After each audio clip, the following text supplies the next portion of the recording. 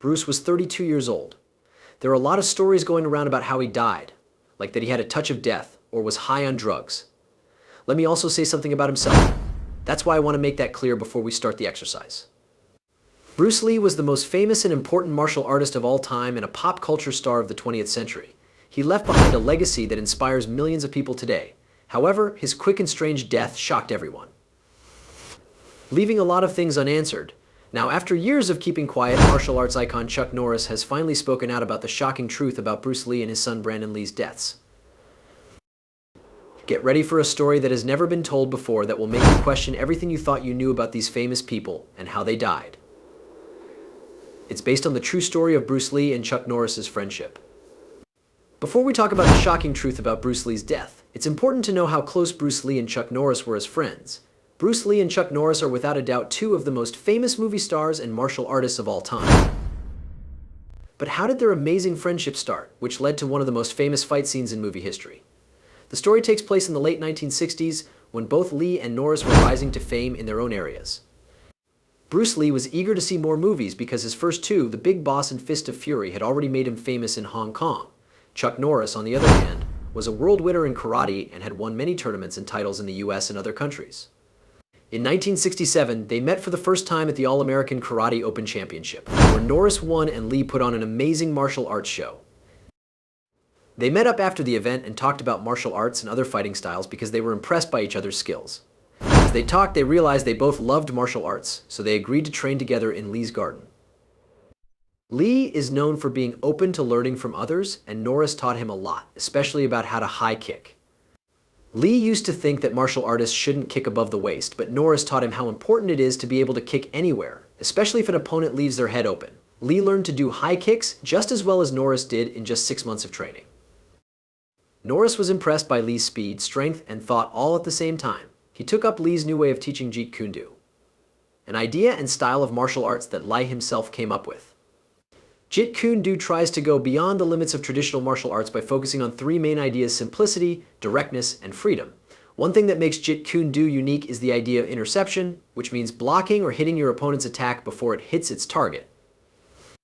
This requires more alertness, speed, timing, and the ability to change. People who practice Jeet Kune Do learn how to block attacks with punches, kicks, elbows, knees, traps, locks, and throws, among other moves. Jeet Kune Do is more than just a martial art.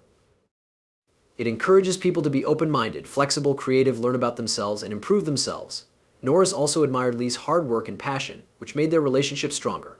In 1972, Lee asked Norris to act in Way of the Dragon, which Lee also wrote and directed. This was the culmination of their friendship. This Hong Kong martial arts action comedy was a huge hit at the box office and showed how talented and charismatic both Lee and Norris are. Tang Lung is a young martial artist from Hong Kong who goes to Rome to help his friends protect their restaurant from a dangerous crime boss. This is the story of The Way of the Dragon. The movie ends with a famous fight in the Colosseum between Tang Lung and Colt, the crime boss's hired killer, who is played by Norris. The Way of the Dragon was a huge hit at the box office and cemented its status as one of the best martial arts movies ever made. It showed Bruce Lee's ideas about being flexible, creative, and expressing yourself, and it had some of the most famous fight scenes in movie history. Bruce Lee and Chuck Norris had an unlikely friendship that changed the worlds of martial arts and movies forever. It also shows how powerful mutual respect, shared passion, and unwavering commitment can be. The strange and untimely death of Bruce Lee was a major figure in bringing East and West together. He was widely seen as the most important martial artist of all time and a cultural hero of the 20th century. He had a huge effect on how Asians were portrayed in American movies. Hee-Sung Chung, a professor at the University of Michigan, said that Lee broke the stereotypes of Asian men as weak, childish, or house servants by showing them as tough, strong, and sexy. People now think of martial artists in a different way because of how popular he was. But Bruce Lee's sudden and strange death at the young age of 32 shocked people all over the world and left a lot of questions unanswered. On May 10, 1973, Lee passed out during a practice for Enter the Dragon at a Hong Kong film studio. He was immediately taken to the hospital. He seemed to have improved after getting treatment. After just over 2 months, on July 20, 1973, Lee was in Hong Kong to talk about a movie idea with producer Raymond Chow and actor George Lazenby. After a useful meeting with Chow, Lee went to the home of his co-worker Betty Ting Pei to go over the script. Lee never showed up to the dinner he was supposed to have with Lazenby, which was sad. Lee wouldn't wake up when Chow went to check on him. Even though people tried to bring Lee back to life, he was declared dead when he got to Queen Elizabeth Hospital. When Bruce Lee died too soon, it was the end of an era in martial arts. It also left a hole in the entertainment world and led to a lot of questions about what really caused his death. The death of Bruce Lee had a big impact on Chuck Norris, who paid tribute to Lee in many talks and articles. Norris called Lee a wonder and a genius who changed the way martial arts were shown in movies. He also said that he felt bad that he couldn't see Lee get older and do more. After Bruce Lee died too soon, Chuck Norris stayed close with Lee's family, especially with Bruce Lee's son Brandon Lee. Even though Brandon was only 8 years old when his father died, he took after his love of acting and martial arts. He tried to become an actor and was in famous movies like Showdown in Little Tokyo. Chuck Norris was an important person in Brandon's life. He was his mentor and friend, and he helped him with both his business and personal goals. An unfortunate accident on the set of The Crow claimed Brandon Lee's life at the age of 28. His bright future had been cut short. Norris was very upset about the accident because he thought of Brandon as a son and was very proud of him.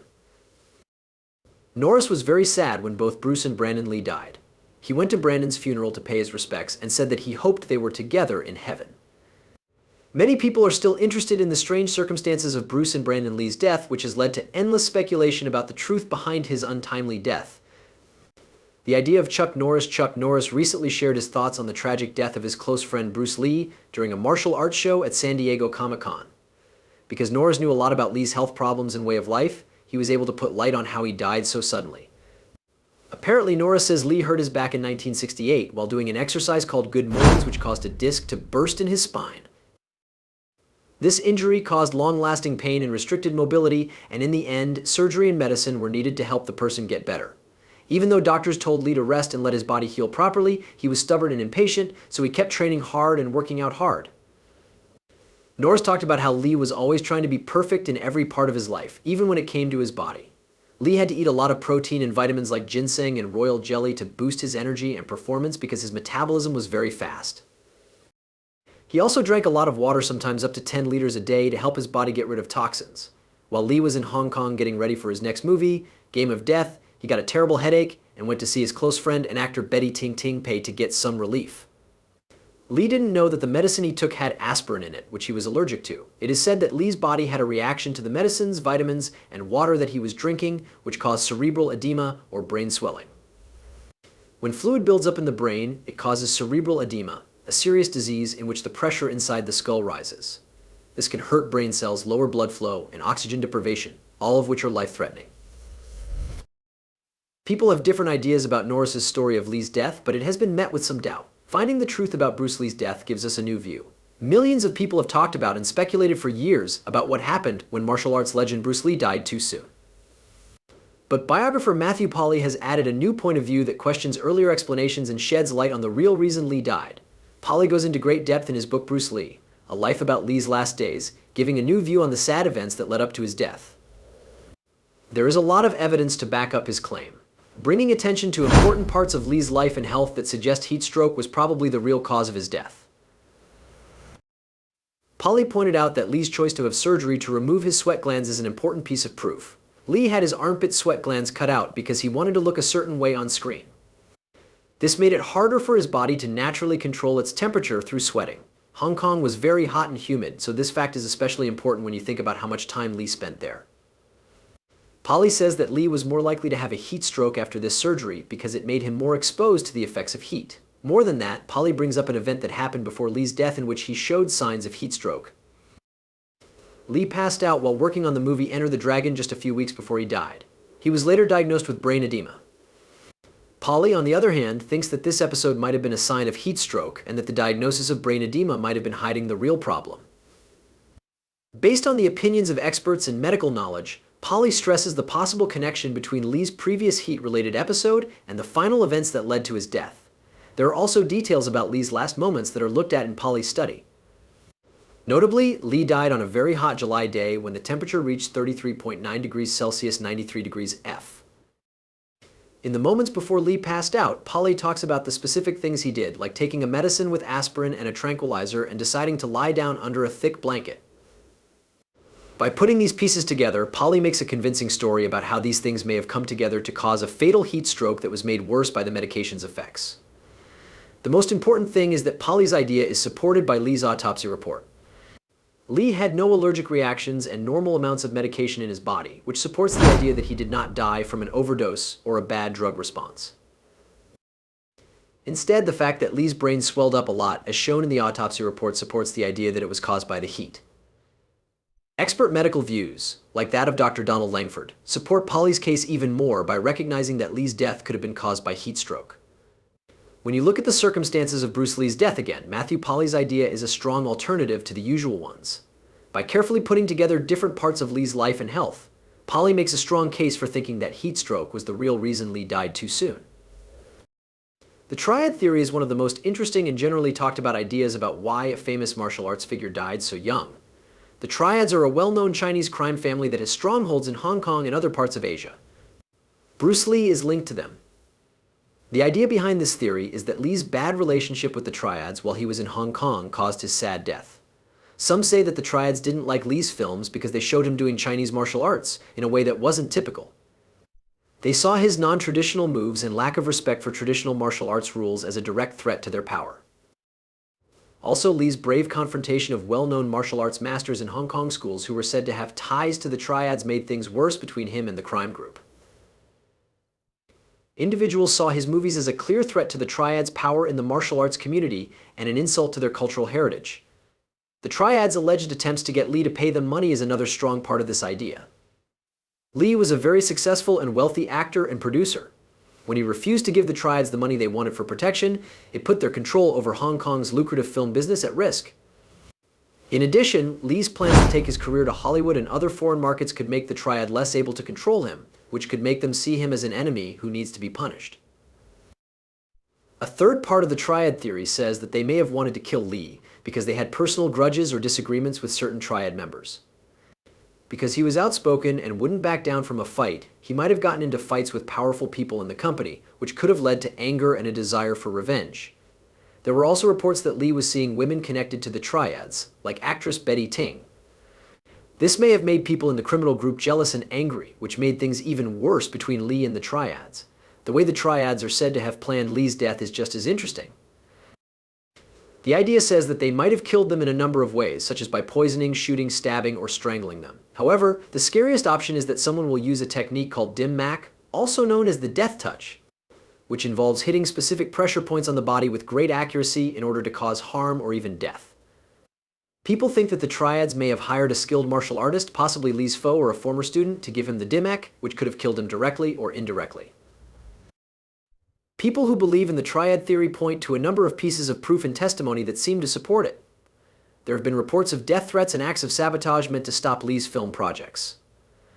Lee's history with cerebral edema, which is thought to have been a failed attempt by the Triads to use the dim mak technique, and his complaints of headaches and dizziness on the day he died also support this theory. Additionally, Lee's visit to a restaurant on that fateful day that is said to be owned by the Triads raises suspicions of poisoning or a direct confrontation with members of the criminal group. The bruises and needle marks found on Lee's body after he died have been seen as possible proof of the dim mak technique or an attempt by the Triads to hide their role in his death. The tragic events that followed, including the shooting death of his son Brandon Lee on a movie set in 1993 and the mysterious disappearance or deaths of people connected to Lee who may have known something incriminating about the Triads, add to the idea that they may have been involved in Bruce Lee's death. As interesting as the Triad theory may seem, it is important to be skeptical about it because it is based on speculation and there is no solid proof linking the Triads to Bruce Lee's death. The Lee family curse people have believed in curses and other supernatural things for a very long time. The Lee family curse is one of these strange and sad traditions that has followed Bruce Lee's relatives for many generations. This idea says that the male members of the Lee family are being hunted by a bad spirit, which causes them to die violently and too soon. Several Lee family members, including Bruce and his son Brandon, are said to have died because of this curse. But where did this threat come from, and is there proof that it's true? Folklore and superstitions from China are where the Lee family curse idea got its start. Different versions of the story say that the curse started during the Tang dynasty, when a powerful magician cursed a famous general named Li Yuan for being loyal and brave. The magician swore that Li Yuan and his children and grandchildren would never live past the age of 33. This was the start of the Lee family's sad end. For a different version of the story, the curse is linked to a general named Li Su in the Song dynasty. He betrayed his ruler and was cursed by the emperor's court wizard. This threat said that Li Su and his children would die in fire or metal, continuing the terrible history of the Li family for many generations. It's still not clear how true these stories are, but they have had an effect on the Li family's views and actions throughout history. Also, Bruce's parents talked to fortune tellers and psychics for advice. They told them that Bruce's future was both good and bad, and they told them to watch out for his health and safety. Even though the supposed curse cast a scary shadow over Bruce Lee, his unbreakable spirit drove him to fight and explore. When he moved to the United States when he was 18, he studied and taught martial arts full-time, finally creating his own style called Jeet Kune Do. As he tried to get a job in Hollywood, he faced both prejudice and groundbreaking success. He broke down stereotypes and became a famous figure in film. Sad to say, some people who believe in the Li family curse say that Bruce's death wasn't an accident, but rather the result of the curse. They point to strange similarities, like the fact that he died at the same age as his grandfather, and that he and his wife had a dream about his death. More evidence for this view comes from claims that Bruce saw a demon in his mirrors and portrayed similar experiences in his movies. Bruce Lee's son Brandon Lee died too soon in a freak accident while shooting the crow, which added to the popularity of the Li family curse theory. People believe in the curse even more because of the similarities between Brandon's death and his father's death in a movie scene. The tragedy in the Li family is made even worse by the fact that Brandon's death happened just before a movie about Bruce came out. The question still stands: is the Li family really cursed, or are these terrible events just sad accidents? People are still interested in the mysterious and sad history of the Li family. It has led to arguments and discussions about fate, superstition, and the power of belief. What do you think about the curse on the Li family? Do you believe in spells and witchcraft, or do you think these events are just happening at the same time? Tell us in the comments. Glad you watched, family. Click on the next movie that comes up to see one that will blow your mind even more.